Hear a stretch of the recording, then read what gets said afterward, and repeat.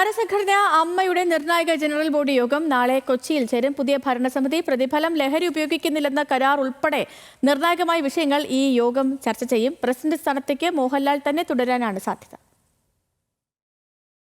Ad hoc committee മാറി പുതിയ executive കമ്മിറ്റിയെ തീരുമാനിക്കുക എന്ന നിർണായക തീരുമാനമാണ് നാളെ ചേരുന്ന ജനറൽ ബോഡി യോഗം എടുക്കുക.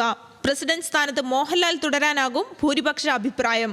അങ്ങനെയെങ്കിൽ നിലവിലെ എക്സിക്യൂട്ടീവ് കമ്മിറ്റി തന്നെ തുടരും. സിദ്ദിഖ് രാജിവെച്ച ഒഴിവിൽ പുതിയ ജനറൽ സെക്രട്ടറിയെയും നാളെ തീരുമാനിക്കും. ജനറൽ ബോഡിക്ക് ശേഷം ചേരുന്ന എക്സിക്യൂട്ടീവ് കമ്മിറ്റി യോഗത്തിൽ പ്രസിഡന്റ് ജനറൽ സെക്രട്ടറിയെ നാമനിർദ്ദേശം ചെയ്യും.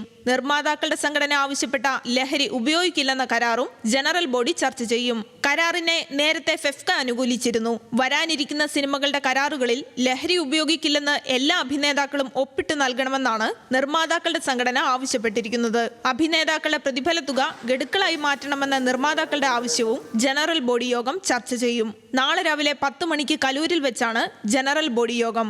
ന്യൂസ് മലയാളം, കൊച്ചി.